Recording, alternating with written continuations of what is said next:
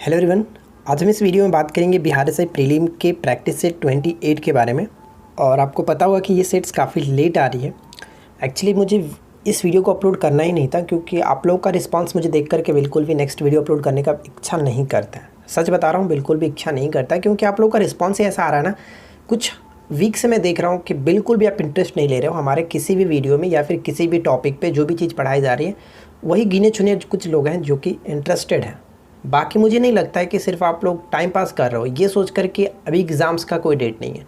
अगर यही लापरवाही करते रहना तो आने वाले एग्ज़ाम्स निकल जाएगा, लेकिन आपका कुछ नहीं होने वाला है। ये यकीन मानो और लिख कर के ले लो, क्योंकि अगर आप लोग ये सोच करके चल रहे हो ना कि जिस दिन एग्ज़ाम्स का डेट निकलेगा उस दिन से हम पढ़ाई करना स्टार्ट करेंगे, तो ऐसे पढ़ाई कभी नहीं होती है। ये बात लिख कर लिख लेना, ऐसे पढ़ाई कभी नहीं होता है। उसके लिए हमें हमेशा एक साल से फोकस होकर के चलना पड़ता है। और आप लोग का क्या, आप लोग तो ये सोच रहे हो कि एग्ज़ाम्स का डेट आएगा, एडमिट आएगा, तब पढ़ाई करेंगे। ठीक है भाई, वैसे ही करते रहो ना, बहुत अच्छी बात है। चलिए कोई बात नहीं, हम लोग अपना प्रैक्टिस तो करते रहेंगे। और आपको पता है कि हम यहाँ पे सेट इसलिए नहीं कर पाते हैं क्योंकि ऑलरेडी हम भी थोड़ा सा स्टडी में बिजी, और ऊपर से हमारा ऑनलाइन टेस्ट भी होता है, तो वहाँ पर मैं थोड़ा सा फोकस करता हूँ। तो कोई बात नहीं, हम यहाँ पर कोशिश करेंगे जैसे भी आप लोग को चलाना है वैसे चलाइए, कोई प्रॉब्लम नहीं है। हम अपना काम तो करेंगे। चलिए शुरू करते हैं। इसमें आपको 100 क्वेश्चंस देखने को मिलेगा। काफ़ी डिमांड कर रहे थे ना 100 क्वेश्चंस, तो देखते हैं कि आज आप लोग कितना रिस्पांस देते हैं उस वीडियो पे। 100 क्वेश्चंस आ रहा है तो 50 क्वेश्चंस तो रेगुलर करते हैं, कोई प्रॉब्लम तो नहीं है। आज 100 क्वेश्चंस को देख लेते हैं कि आप कितना रिस्पॉन्स होते हैं। चलिए शुरू करते हैं। देखिए, जो लोग भी होमवर्क को फॉलो कर रहे हैं वो अपना होमवर्क कंप्लीट इस तरह से करते रहें। और कल का होमवर्क आपको दिया जा रहा है केमिस्ट्री में मिश्र धातु और उनकी घटक। रिविजन्स के तौर पर फिजिक्स में आपको दिया जा रहा है महत्वपूर्ण मात्रक, पढ़ लीजिएगा। और टॉपिक वाइज में जल विद्युत परियोजना को कवर करना है। क्लियर। करंट अफेयर्स में जीआई टैग 2019-20 जो दिया गया उसको आप अच्छे तरीके से पढ़ लीजिएगा। ठीक है, तो चलिए अब आज की इस वीडियो को शुरू करते हैं। देखिए, फर्स्ट क्वेश्चन कह रहा है कि आत्मा का पुनर्जन्म मुख्य विषय है। आत्मा का पुनर्जन्म जो मुख्य विषय हम कह सकते हैं कि कौत्सकी उपनिषद का। अब यहाँ पे बात करते हैं कि कौत्सकी जो उपनिषद है वो किसका अंग है, तो ये ऋग्वेद का अंग माना जाता है। ठीक है, चलिए सेकंड क्वेश्चन, बुद्ध के उपदेशों का संकलन है। तो ध्यान दीजिएगा, बुद्ध के उपदेशों का जो संकलन है वो किसमें, तो राइट आंसर होगा सुत्त पिटक में। और कभी कभी ये पूछा जाता है कि सुत्त पिटक के रचनाकार कौन थे, तो इनके जो बुद्ध के सबसे प्रिय शिष्य थे आनंद, उन्होंने इनकी रचना की थी सुत्त पिटक की। राजतरंगिणी का संस्कृत से फारसी अनुवाद किसने करा था। राजतरंगिणी का संस्कृत से फारसी में अनुवाद जैनुल आबदीन, राइट आंसर होगा ऑप्शन बी। क्वेश्चन नंबर 4 देखिए, किस मुगल सम्राट ने मराठों के राजनैतिक महत्व को सबसे पहले समझा और उन्हें अपने पक्ष करने का प्रयास किया। ऑप्शन बी करेक्ट आंसर है जहांगीर। नेक्स्ट क्वेश्चन, मध्यकालीन ऋषि आंदोलन का केंद्र था। ऋषि आंदोलन का जो केंद्र था वह है कश्मीर, डी को टिक करेंगे। दीन-ए इलाही नामक नया धर्म किसके द्वारा शुरू किया गया था। दीन-ए इलाही नामक नया धर्म की स्टार्टिंग जो की गई थी 1582 ईस्वी में अकबर ने किया था। और इलाही संबोध कब स्टार्ट कराया गया था, तो 83 में, ये ध्यान रखिएगा। सूर्य से बढ़ते दूरी के अनुसार ग्रहों का क्रम क्या होगा। सूर्य से दूरी के क्रम में अगर देखें तो सूर्य के बाद बुध, शुक्र, पृथ्वी और मंगल, करेक्ट आंसर होगा ऑप्शन ए। ठीक है, चलिए नेक्स्ट क्वेश्चन, आइसोबात रेखाएं प्रदर्शित करती हैं। आइसोबात रेखाएं जो है प्रदर्शित करती हैं, तो सही आंसर यहाँ पे होगा समुद्र तल से समान गहराई वाले जो क्षेत्र होते हैं उनको आइसोबात के द्वारा मिलाया जाता है। डीआरडीओ ने पूर्व राष्ट्रपति और प्रख्यात वैज्ञानिक डॉक्टर अब्दुल कलाम की 5वीं पुण्यतिथि के अवसर पर अपनी किस नवाचार प्रतियोगिता का शुभारंभ किया गया था। तो डेयर टू ड्रीम 2.0 यहाँ पे करेक्ट आंसर होगा ऑप्शन बी। ठीक है, यहाँ पे देखिए कुछ पॉइंट्स यहाँ पे नोट डाउन क्या पढ़ सकते हैं कि डीआरडीओ ने एक अभिनव प्रतियोगिता डेयर टू ड्रीम शुरू किया। प्रतियोगिता का शुभारंभ डॉक्टर एपीजे अब्दुल कलाम की पुण्यतिथि पर किया गया। डेयर टू ड्रीम एक ओपन चैलेंज है जो कि देश के इनोवेटर्स और स्टार्टअप्स को बढ़ावा देती है। नेक्स्ट वन, भारतीय मूल की किस लेखिका के उपन्यास बर्न्ट शुगर को प्रतिष्ठित अवार्ड बुकर हेतु शामिल किया गया। हाल ही में शामिल किया गया था, तो यहाँ पे करेक्ट आंसर होगा अवनी दोषी। किस राज्य के मंत्रिमंडल ने निवेशों में तेजी लाने और उद्योगों को पुनर्जीवित करने के लिए वन स्टॉप शॉप योजना को मंजूरी दी है। वन स्टॉप शॉप योजना को मंजूरी दे दी गई थी हाल ही में राजस्थान के सरकार के द्वारा। सी यहाँ पे बिल्कुल करेक्ट आंसर है। और ध्यान रखिए कि निवेशों में तेजी लाने और उद्योगों को पुनर्जीवित करने के उद्देश्य से। हिंदुस्तान जिंक लिमिटेड का मुख्यालय कहाँ पे है? हिंदुस्तान जिंक लिमिटेड का मुख्यालय कहाँ पे है? तो राजस्थान के उदयपुर यहाँ पे बिल्कुल सही आंसर हो जाता है। अंग्रेज़ों द्वारा कलकत्ता में निर्मित दुर्ग का नाम क्या है? अंग्रेज़ों द्वारा कलकत्ता में निर्मित दुर्ग का नाम क्या है? तो सही आंसर होगा फोर्ट विलियम। ठीक है, Fort William C will be correct answer.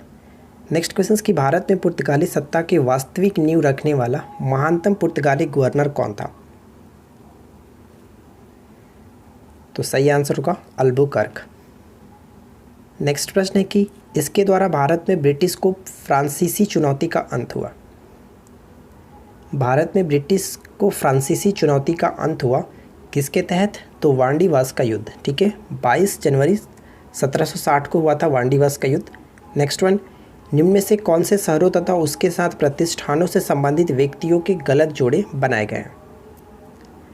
तो ध्यान दीजिएगा, पौंडीचेरी की जो स्थापना है फ्रांसिस मार्टिन ने, बिल्कुल सही। अहमदाबाद अहमद शाह प्रथम, बिल्कुल सही है। मद्रास फ्रांसिस डे, ये भी सही है। लेकिन कलकत्ता का मैच यहाँ पे रॉबर्ट क्लाइव के साथ गलत किया गया, क्योंकि कलकत्ता जॉर्ज चरनॉक यहाँ पे सही होना चाहिए था, इसलिए ऑप्शन डी को टिक करेंगे। अगला प्रश्न है कि जिस समय 1761 में पानीपत की तीसरी लड़ाई लड़ी गई थी अहमद शाह अब्दाली और मराठों के बीच, तो जिसमें मराठों की हार हुई थी, तो उस वक्त दिल्ली का शासक कौन था? तो दिल्ली के शासक थे शाह आलम द्वितीय, डी को टिक करेंगे। देखिए नेक्स्ट क्वेश्चन क्या कह रहा है कि किस राज्य के काकरापारा परमाणु ऊर्जा परियोजना से जुड़े वैज्ञानिकों ने इस संयंत्र की तीसरी इकाई में पहली बार जो कि क्रांतिकता प्राप्त की है? तो यहाँ पे करेक्ट आंसर होगा काकरापारा परमाणु ऊर्जा परियोजना किस राज्य में? तो गुजरात में, डी को टिक करेंगे। नेक्स्ट क्वेश्चन कि नेल्सन मंडेला पुरस्कार 2020 के विजेता कौन है? तो नेल्सन मंडेला पुरस्कार 2020 के विजेता जो बने हैं, तो यहाँ पे करेक्ट आंसर होगा ऑप्शन बी मारियाना। ठीक है, यहाँ पे पढ़ सकते हैं कि ग्रीस की मैरियाना और यहाँ पे एक और है गिनी के डॉक्टर मोरिसाना, तो दोनों को याद रखेगा। मैरियाना और मोरिसाना को 2020 का नेल्सन मंडेला पुरस्कार दिया गया।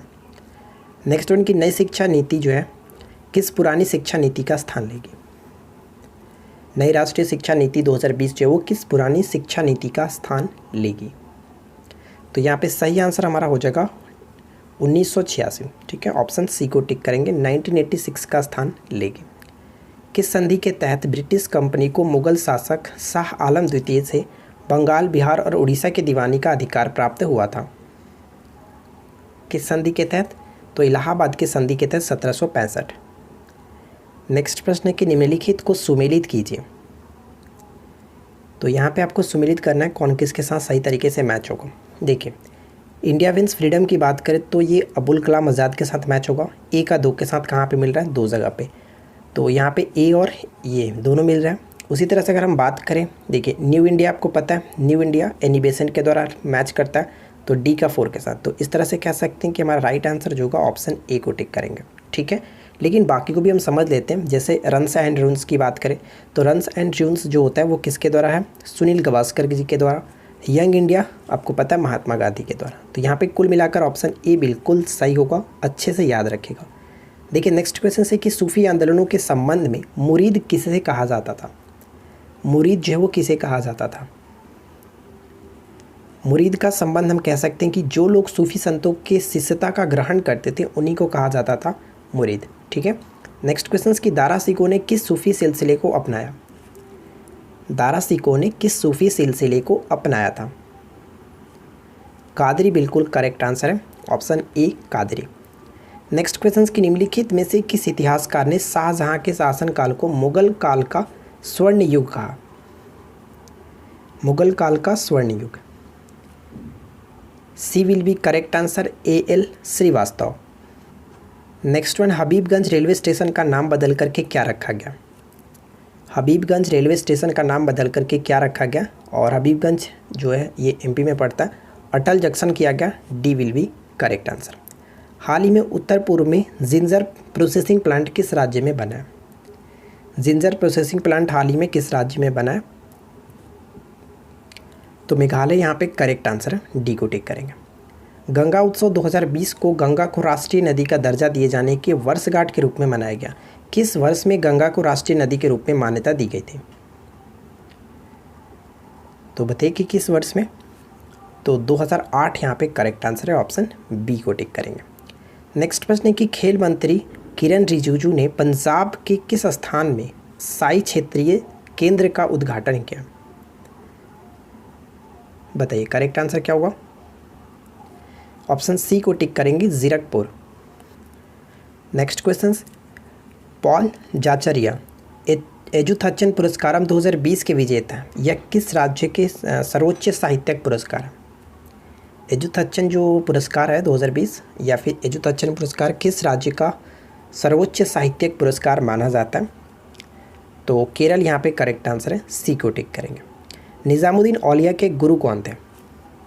निज़ामुद्दीन औलिया के गुरु कौन थे? तो ध्यान रखिएगा, ऑप्शन सी करेक्ट होगा, बाबा फरीद। यहाँ पे पढ़ सकते हैं कि बाबा फरीद के दो महत्वपूर्ण शिष्य थे, निज़ामुद्दीन औलिया और अलाउद्दीन साबिर, ठीक है। और बाबा फरीद जो है वो किसके शिष्य थे? तो बख्तियार काकी के शिष्य थे, ये आपको याद रखना है। नेक्स्ट क्वेश्चन देखिए क्या, प्रसिद्ध सूफी सलीम चिश्ती रहते थे। प्रसिद्ध सूफी सलीम चिश्ती जो थे वो रहते थे कहाँ पे? फतेहपुर सिकरी में। नेक्स्ट पॉइंट कह रहा है कि हज़रत निज़ामुद्दीन औलिया ने अपने जीवन काल में दिल्ली के 7 सुल्तानों का शासन देखा। निम्नलिखित में से कौन इसके शिष्य नहीं थे? कौन इसके शिष्य नहीं थे? तो ऑप्शन सी को टिक करेंगे, बख्तियार काकी। सी विल बी करेक्ट आंसर। अगला प्रश्न, पृथ्वी की अधिकतम ऊंचाई और अधिकतम गहराई में लगभग कितना अंतर है? पृथ्वी की अधिकतम ऊंचाई और अधिकतम गहराई में लगभग कितना अंतर है? तो अधिकतम ऊंचाई और गहराई में अंतर लगभग कह सकते हैं कि 20 किलोमीटर का अंतर है। ए यहाँ पे करेक्ट आंसर हो जाता है। किस राज्य के लोअर सुबनसिरी जिले में मेढकों की 3 नई प्रजातियाँ खोजी गई हैं? लोअर सुबनसिरी जिले में, तो राइट आंसर होगा option C, Arunachal Pradesh. Next प्रश्न कह रहा है कि अवसादी चट्टानों के संबंध में निम्नलिखित में से कौन सा कथन असत्य है? अवसादी चट्टानों के संबंध में निम्नलिखित में से कौन सा कथन असत्य है?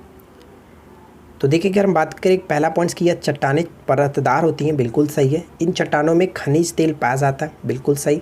दामोदर, महानदी और गोदावरी नदी बेसिन की अवसादी चट्टानों में कोयला पाया जाता है। तो ये तीनों के तीनों पॉइंट्स बिल्कुल सही है, इसलिए ऑप्शन डी को टिक करेंगे। कोई भी यहाँ पे असत्य नहीं है, इनमें से कोई नहीं। नेक्स्ट वन है कि बिट्टल और गंजम किसकी नस्ल है? बिट्टल और गंजम जो किसकी नस्ल है? तो ये बकरी की नस्ल है, डी को टिक करेंगे, बकरी। अगला प्रश्न, जब उसने राजत्व प्राप्त किया तो वह शरीयत के नियमों और आदेशों से पूर्णतः स्वतंत्र था। बर्नी ने यह किस सुल्तान के संबंध में कहा है? यह कथन किस सुल्तान के लिए कहा? तो ये कथन कहा गया अलाउद्दीन खिलजी। राइट आंसर होगा ऑप्शन सी, ठीक है। आगे बढ़ते हैं और अगला प्रश्न देखिए क्या है, हाल ही में 66वें फिल्म फेयर अवार्ड में किसे बेस्ट एक्टर का अवार्ड दिया गया? 66वें फिल्म फेयर अवार्ड में किसे बेस्ट एक्टर का अवार्ड दिया गया? तो इरफान खान यहाँ पे करेक्ट आंसर होगा, ऑप्शन बी। नेक्स्ट पॉइंट कि हाल ही में किस लेखक को वर्ष 2020 का सरस्वती सम्मान मिला है? वर्ष 2020 का सरस्वती सम्मान दिया गया किसे? तो डी यहाँ पे करेक्ट आंसर है, डॉक्टर शरण कुमार लिम्बाले। राइट आंसर होगा ऑप्शन डी। अगला प्रश्न कि हाल ही में किसे 51वां दादा साहब फाल्के पुरस्कार मिला है? दादा साहब फाल्के पुरस्कार बताइए। तो हाल ही में रजनीकांत को 51वें दादा साहब फाल्के पुरस्कार से नवाजा गया। हाल ही में जारी वैश्विक लैंगिक भेदभाव अनुपात रिपोर्ट 2021 में भारत को कौन सा स्थान मिला है? वैश्विक लैंगिक भेदभाव अनुपात रिपोर्ट 2021 में भारत को कौन सा स्थान दिया गया? 140वां स्थान दिया गया, बी करेक्ट आंसर है। बदलते पर्यावरण परिस्थितियों में पशुओं के निम्नलिखित समूहों में से कौन सा शरीर के तापमान को बनाए रखता है? शरीर के तापमान को बनाए रखता है और वो है पक्षी। अगला प्रश्न है कि निम्नलिखित में से कौन सा एक स्वतंत्र जीवाणु है जो कि मिट्टी में नाइट्रोजन स्थिरीकरण में मदद करता है? मिट्टी में नाइट्रोजन स्थिरीकरण में मदद करता है। राइट आंसर होगा एज़ोटोबैक्टर, ठीक है, एज़ोटोबैक्टर यहाँ पे करेक्ट आंसर है। पशु संप्रदाय में कौन सा समूह सबसे बड़ा है? पशु संप्रदाय में सबसे बड़ा समूह कौन सा है? तो यहाँ पे हमारा करेक्ट होगा arthropods, option C will be correct answer, जिसको हम लोग संघपाद भी कहते हैं। सबसे पहले किसने बताया था कि प्रजाति वर्गीकरण की इकाई है? सबसे पहले किसने बताया था कि प्रजाति जो वो वर्गीकरण की इकाई है? तो जॉन रे ने बताया था, A will be correct answer. Next question कि निम्नलिखित में से कौन सा एक पुर्तगाली सिक्का था जो कि विजयनगर साम्राज्य के पश्चिमी तटीय क्षेत्रों में प्रचलन में था? बताइए कि पुर्तगाली सिक्का था जो कि विजयनगर साम्राज्य के पश्चिमी तटीय क्षेत्रों में प्रचलन में था, और इस सिक्के का नाम कह सकते हैं कि गुजादे। ठीक है, गुजादो, ऑप्शन बी होगा गुजादो। अगला प्रश्न, भारत में न्यूनतम मजदूरी अधिनियम कब लागू किया गया था? भारत में न्यूनतम मजदूरी अधिनियम कब लागू किया गया था? Right answer will be option B 1948। ठीक है, 1948। देखिए नेक्स्ट क्वेश्चन कह रहा है कि वैक्ट्रियोफेज क्या होता है? वैक्ट्रियोफेज क्या होता है? देखिए एक्चुअली मैं आपको बता दूं, यहाँ पे थोड़ा सा ऑप्शन समझने में आपको दिक्कत होगा, लेकिन मैं आपको बता देता हूँ कि वैक्ट्रियो जो फेज़ होते हैं वो एक प्रकार का विषाणु ही होते हैं, लेकिन जो जीवाणुओं को संक्रमित करते हैं वो उस टाइप के जो विषाणु होते हैं यानी वायरस होते हैं, उनको कहा जाता है वैक्ट्रियोफेज। ठीक है, तो यहाँ पे थोड़ा सा आपको समझने में दिक्कत हो, लेकिन कह सकते हैं कि वायरस को विषाणु पर भक्षण करता है, यानी करेक्ट आंसर यहाँ पे हम ऑप्शन ए को टिक कर सकते हैं। जो मैंने आपको बताया उसको आप ध्यान में रखिएगा कि जीवाणुओं को संक्रमित करने वाले विषाणु होते हैं, उन्हीं को वैक्ट्रियोफेज कहते हैं। नेक्स्ट प्रश्न देख लीजिए, भारतीय रेलवे ने ट्रेनों की वास्तविक समय की निगरानी के लिए कौन से ऐप को लॉन्च किया? भारतीय रेलवे ने ट्रेनों की वास्तविक समय की निगरानी करने के लिए एक एप्लीकेशन को लॉन्च किया, जिसका नाम रखा क्या गया? ऑप्शन सी को टिक करेंगे, OHE इंस्पेक्शन। ठीक है, OHE इंस्पेक्शन। नेक्स्ट प्रश्न है, निम्नलिखित में से किस में वास्तविक केंद्रक नहीं पाया जाता? निम्नलिखित में से किस में वास्तविक केंद्रक नहीं पाया जाता? जीवाणु, D will be correct answer. अगला प्रश्न देखिए, जीवन की उत्पत्ति या फिर कह सकते हैं कि ओरिजिन ऑफ लाइफ पुस्तक को किसने लिखा था? जीवन की उत्पत्ति पुस्तक को किसने लिखा था? Right answer will be option B Oparin. ठीक है, ओपेरिन करेक्ट आंसर है।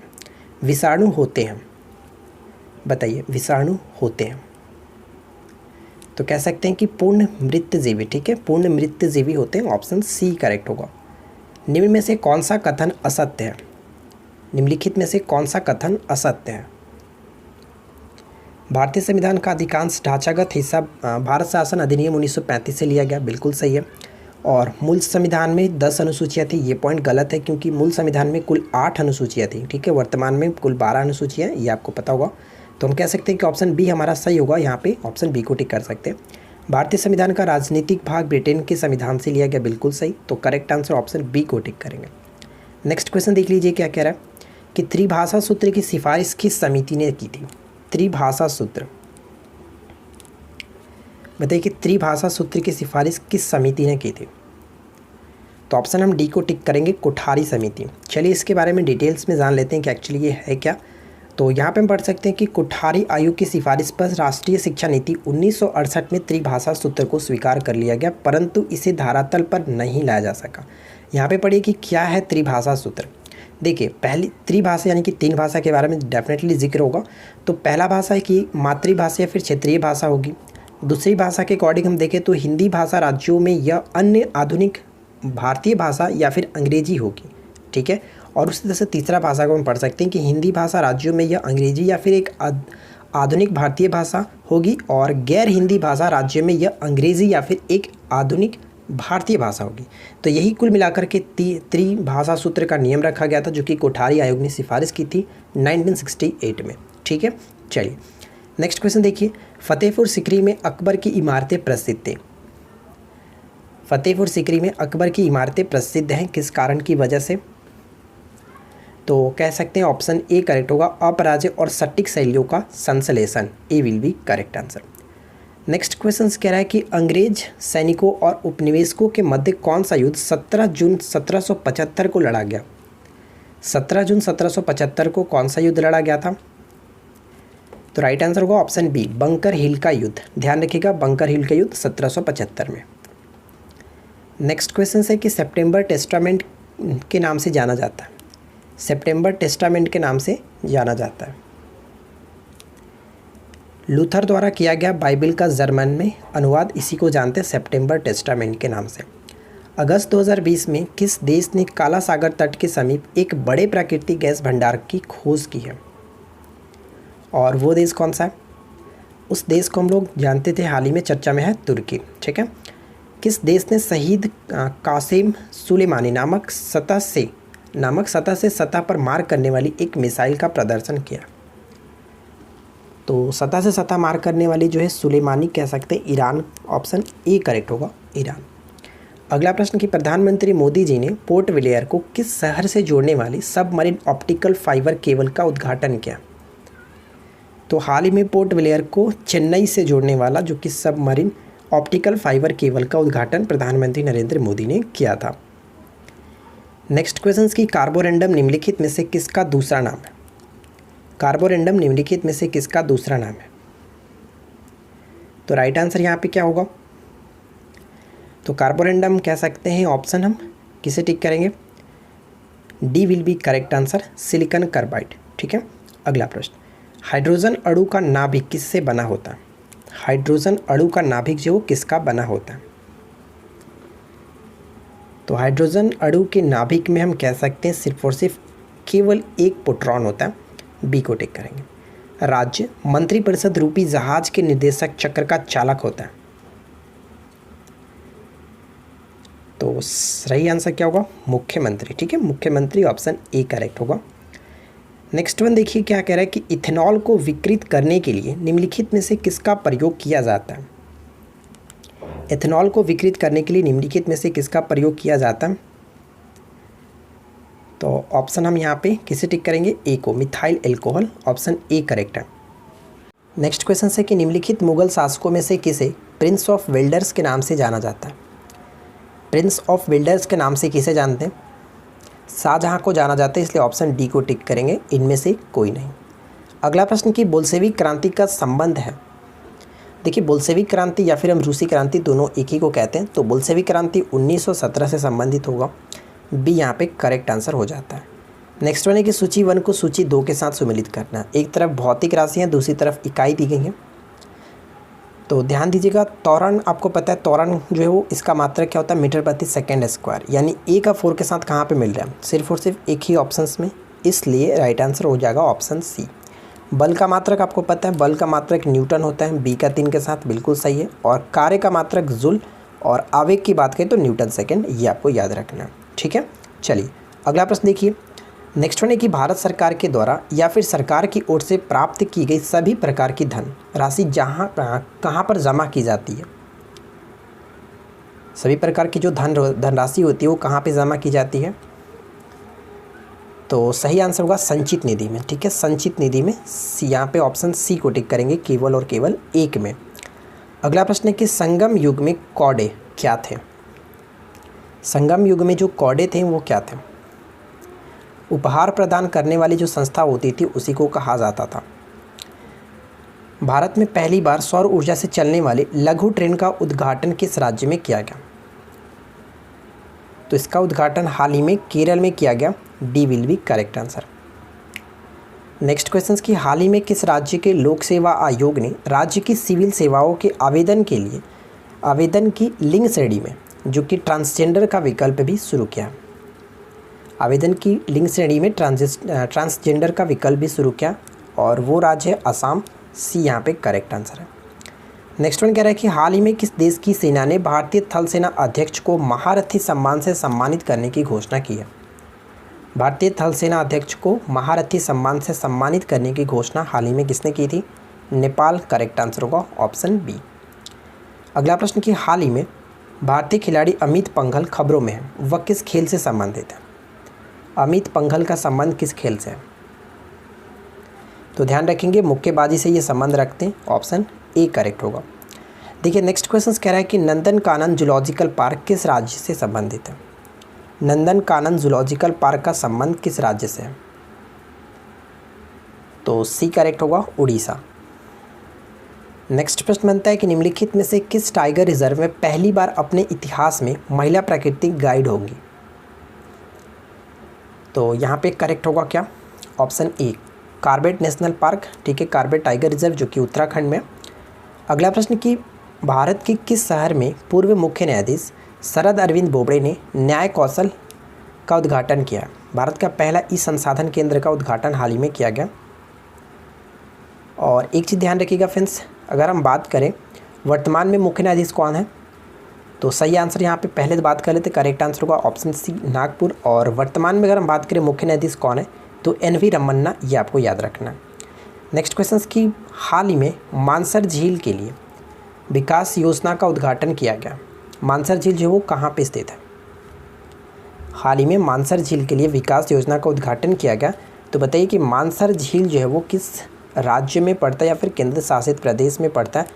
तो जम्मू कश्मीर यहाँ पे करेक्ट होगा ऑप्शन बी। नेक्स्ट क्वेश्चन, निम्नलिखित में से कौन सी पुस्तक द अल्टीमेट गोल के लेखक हैं? बताइए कि कौन सी पुस्तक जो है लेखक, बताइए द अल्टीमेट गोल के लेखक कौन है? तो विक्रम सूद यहाँ पे करेक्ट होगा, सी को टिक करेंगे, विक्रम सूद। नेक्स्ट क्वेश्चन की हाल ही में जामिया मिलिया इस्लामिया को 100 वर्ष पूरे हुए, इसे केंद्रीय विश्वविद्यालय का मान्यता कब मिला था?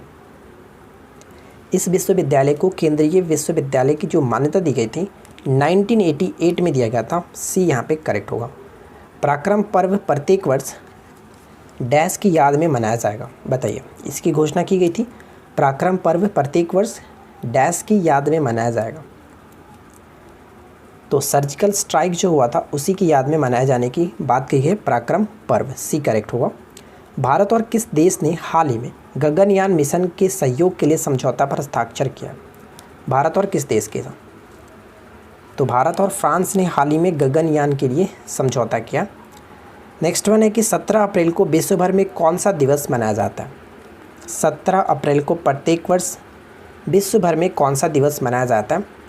और वो दिवस है विश्व हीमोफीलिया दिवस, ठीक है, विश्व हीमोफीलिया दिवस, ये होगा करेक्ट आंसर, इसको आप याद रखिएगा।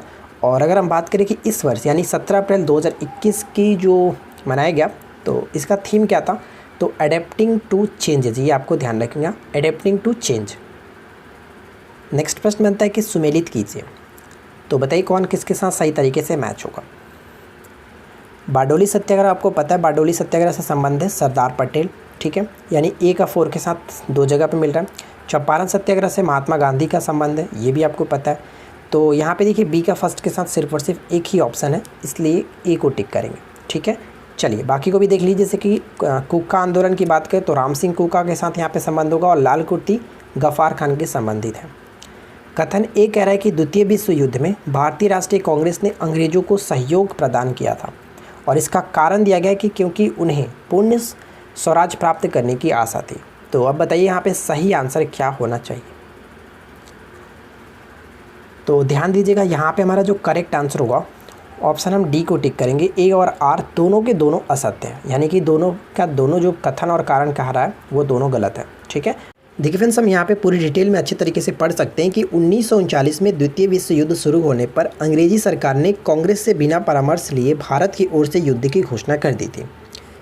कांग्रेस ने विरोध करते हुए यह घोषणा किया कि हम किसी ऐसे युद्ध में सम्मिलित नहीं होंगे जिसमें साम्राज्यवादी हित व नीतियाँ निहित हो। जबरदस्ती युद्ध में झोंक दिए जाने पर कांग्रेसी मंत्रिमंडल ने त्यागपत्र दे दिया, और इसी दिन जिन्ना और लीग ने मुक्ति दिवस के रूप में मनाया। द्वितीय विश्व युद्ध में भारतीय राष्ट्रीय कांग्रेस ने जो कि अंग्रेज़ों का साथ नहीं दिया था, और इस कथन से हम कह सकते हैं कि दोनों कथन और कारण दोनों असत्य था। तो आई होप कि आपका ये पॉइंट्स क्लियर हो गया होगा। नेक्स्ट क्वेश्चन कह रहा है कि 1937 में संपन्न विधानसभा चुनाव में इंडियन नेशनल कांग्रेस को निम्न में से किस प्रांत में पूर्ण बहुमत नहीं मिला था?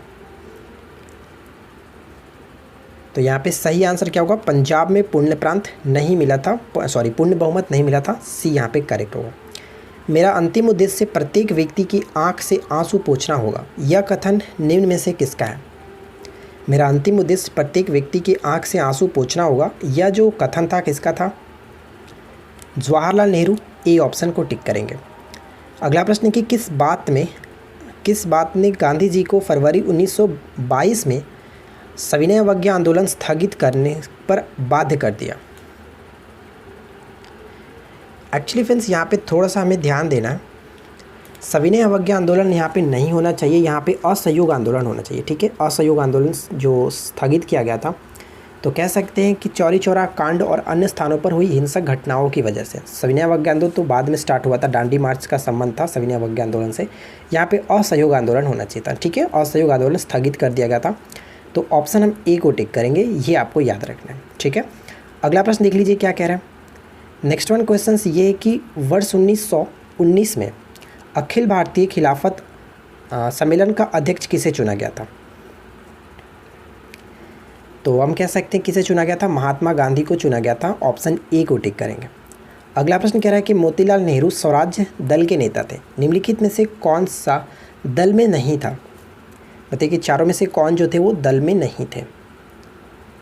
तो श्रीनिवास अयंगर की बात करें तो ये स्वराज दल से संबंधित नहीं थे, ऑप्शन ए को टिक करेंगे।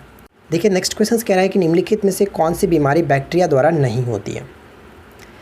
अगर हम यहाँ पे ऑप्शंस पे थोड़ा ध्यान दें तो मिस्टेक है, क्योंकि हैज़ा और क्षय रोग तो दोनों बैक्टीरिया के कारण होता है, लेकिन इन्फ्लुएंजा जो होता है वो वायरस के कारण होता है, जबकि मलेरिया की बात करें तो मलेरिया प्रोटोजोआ के कारण होता है।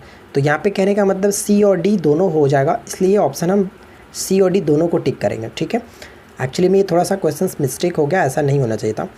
अगला प्रश्न है कि पर्यावरण किससे बनता है? पर्यावरण जो है वो किससे बनता है? तो पर्यावरण कह सकते हैं ऑप्शन डी यहाँ पे करेक्ट आंसर होगा, जैवीय घटकों से, भू आकृति घटकों से और अजैव से, यानी कि ऑप्शन डी उपयुक्त सभी। नेक्स्ट प्रश्न बनता है कि चेन्नई बंदरगाह का भार कम करने के लिए किस बंदरगाह का निर्माण किया गया है?